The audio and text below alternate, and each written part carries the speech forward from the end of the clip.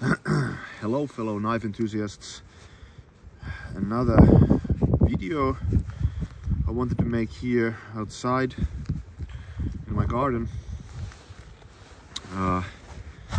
Today it's kind of windy here, so I hope it doesn't disturb too much the quality.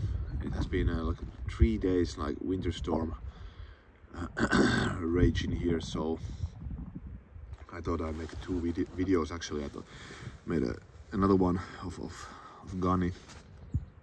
I wanted to go to a long, like a day hike there in the forests, possibly sleeping there, but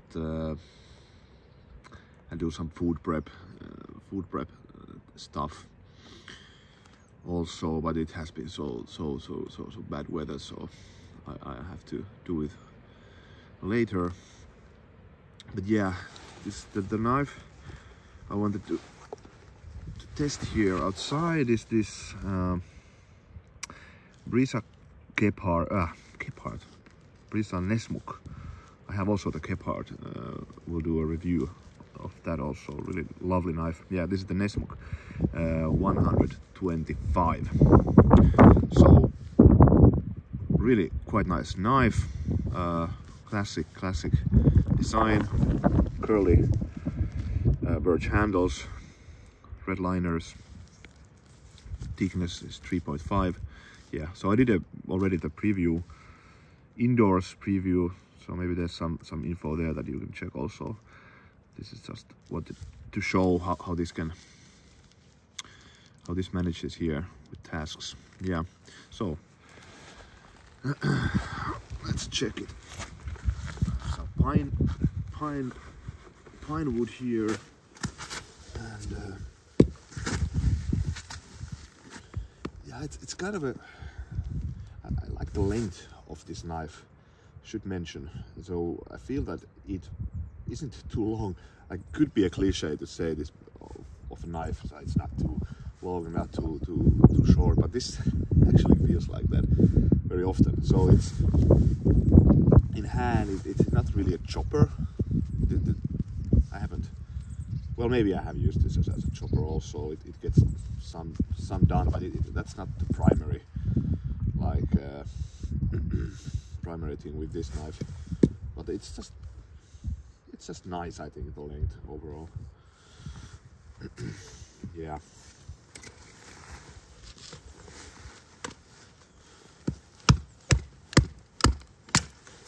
As you can see, quite nice. The Scandi grind helps a lot, and with the added length, so really nice. I also find that the tip is quite good for batoning, so it's really robust. You can't break this one. Also, it curves down, so there's no like force here on the end, so it's really good batoner. And like I said in the previous video, I actually just bought the knife as because I just liked how it looks, and I didn't own a Nessmuk knife before. Oh, I should mention, this has been with me now 5 years, yeah, and 4 years, yeah. And the new model has a lanyard hole here, and I think it also has a bit different, the handle form of the handle. Could be a bit longer also. I'm not certain about that, but there's a lanyard hole there, so they have modified it. I think it's better like that. So I think it's very nice knife with a lanyard hole. So it just gives you, if you want to do some chopping, it just gives you the added kind of security. Or you can put it in the middle finger, which is the technique I almost always use, or like here a larger loop. Yeah. So yeah, just wanted to continue a bit. So I just bought it because I like the looks of this, and I wanted to I never owned a Nessmuk style of blade before, so I just wanted to have it. But I have been quite pleasantly surprised how much I actually used this knife. Really, I mentioned it already in the previous video, but yeah. So because it's like I showed you, it's really good at batoning, no problem.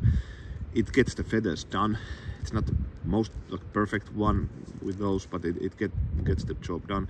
And on top of that, what has surprised me with this one is that it's actually quite good food prep knife.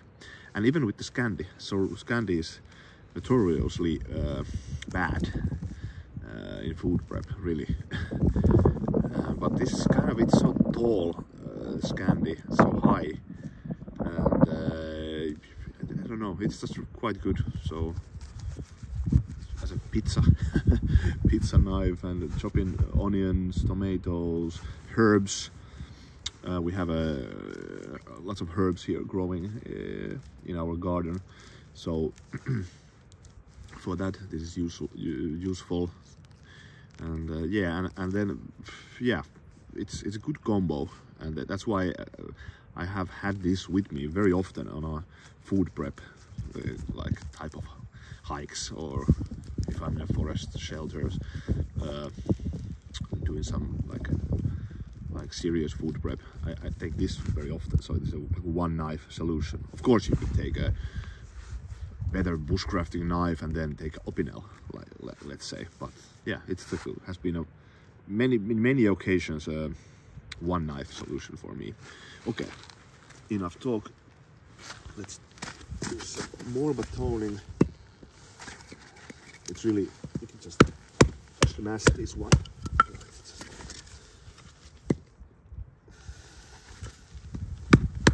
Really nice. Let's check those feathers. I did a convex edge on this one because I just feel it makes it even a better one for bushcraft purposes, and doesn't affect the food prep things. Of course, makes it even better in those areas also. Yeah, and I feel that it has improved actually with the convex. It's actually quite nice. It really tends to cut through, but it's actually not that bad. It's really sharp, this one. It needs to be sharp, really. If this is really sharp and it has the convex, it's actually quite nice. Then look, I will show you the last one. It's just a bit of control. You can get quite delicate, nice feathers done. So it actually improved a lot. So really not bad. Not the best one of my knife for sure. And it's really great at cutting larger chunks. Yeah.